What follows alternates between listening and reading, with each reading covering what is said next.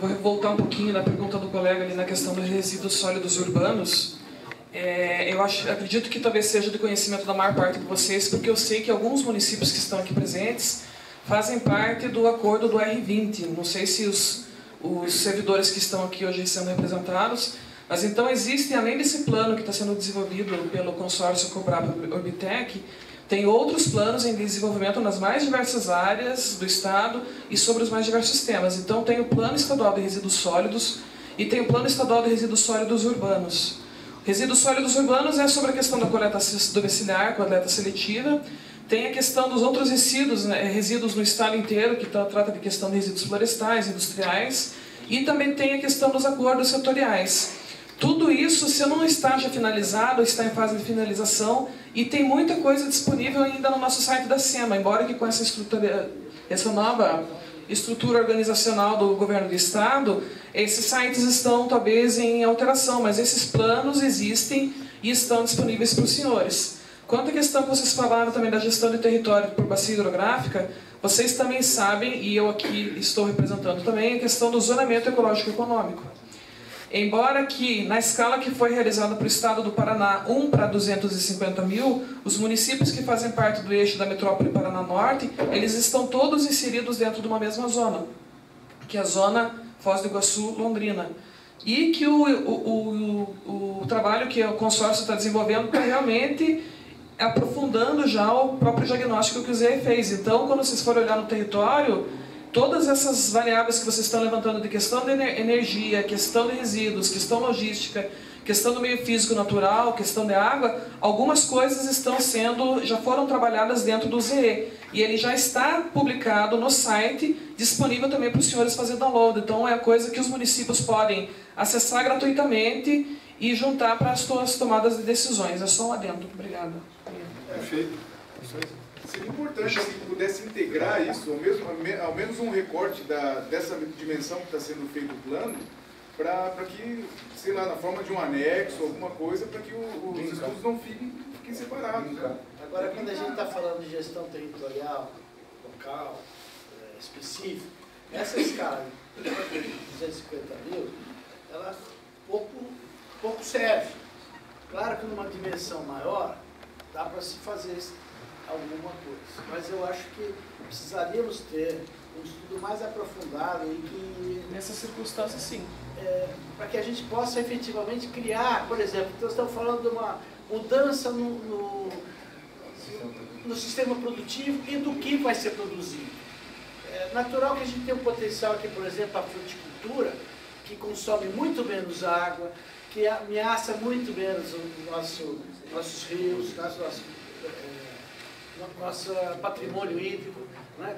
E que isso não está sendo efetivamente desenvolvido pelo Estado. E os órgãos que fazem, essa que é a grande questão, estão sendo ameaçados de extinção, né? Como o IAPAR. O IAPAR, que é uma instituição de 47 anos, vai fazer segunda-feira, está sendo ameaçado de ser fechado.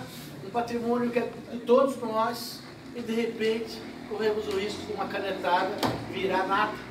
Então, é muito tênue, e eu acho que os municípios, nós, a sociedade civil organizada, a população, de modo geral, tem que sair em defesa dessas questões, porque elas são determinantes para o desenvolvimento, né? É fundamental o papel, por exemplo, que vocês fizeram nesse levantamento do ZE, muito legal. Ele precisa ser aprofundado, e para isso precisa ter gente, tem que ter recurso, precisa ter as instituições funcionando para que a gente possa aprofundá-los, né? Senão a gente vai ficar em cima do nada de novo, de uma escala que não serve, que não atende, né? Acho que isso é fundamental.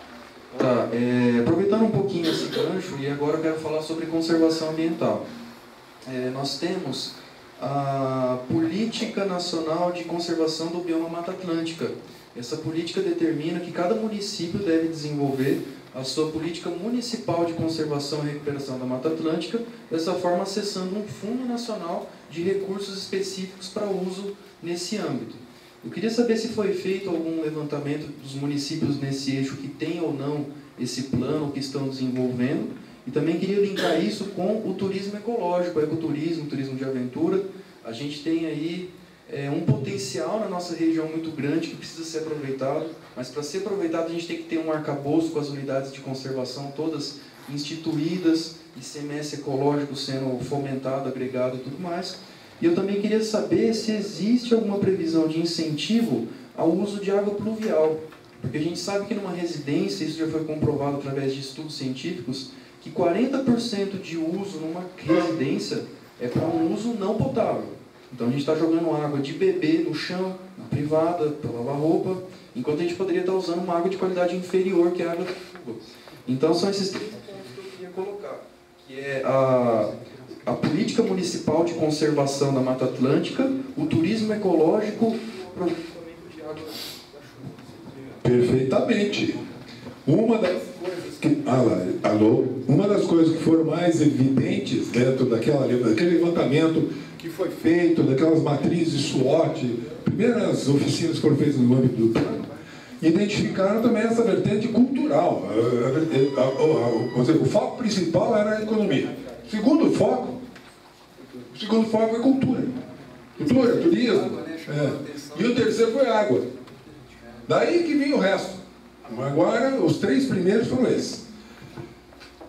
Se você viu aquele mapa que foi feito na última, eu acho que dá até para voltar aqui, você vai ver que tem uma área que foi baseada nessas unidades de conservação. Cadê? O controle.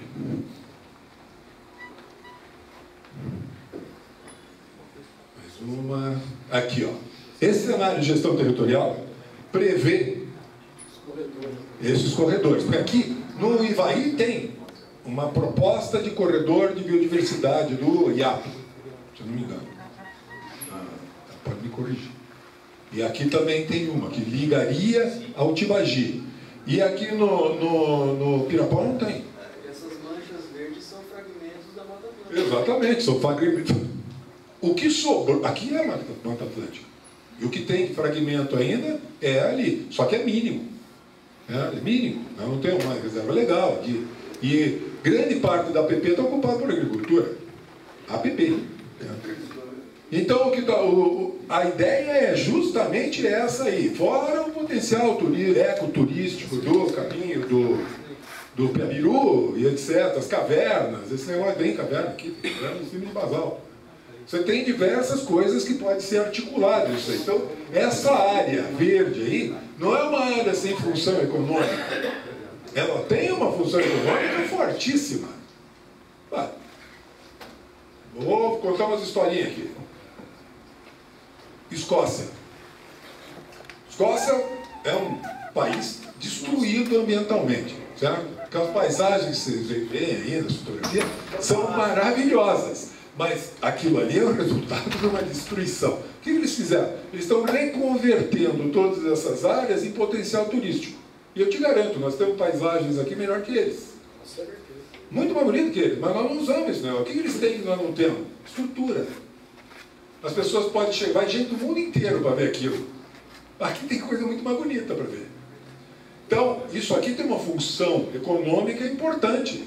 É uma substituição uma reconversão do sistema de produção e do arranjo produtivo, porque muita gente vai ganhar mais dinheiro. Você tem hoje uma monocultura que é muito concentrada, a receita da monocultura é muito concentrada. A receita do turismo é dispersa. Você distribui isso muito mais facilmente na sociedade. Então, existe um potencial ecoturístico aqui imenso. Existem outros potenciais econômicos que fazem parte, não é só a industrialização, não é só produzir móvel e fibras, etc., que a gente está levantando. E existem outras atividades econômicas muito mais sofisticadas, com muito mais tecnologia agregada. O turismo é um. Acho que ninguém agrega mais tecnologia, talvez, pesquisa espacial. Mas a agregação de tecnologia nesses meios é brutal. E é disso que ele está falando. Valorização de outros ativos. Que não só os ativos, não só quantidade de hectares, território, área. Tem outras coisas que são valorizáveis aqui. Outros ativos valorizáveis. Sem dúvida.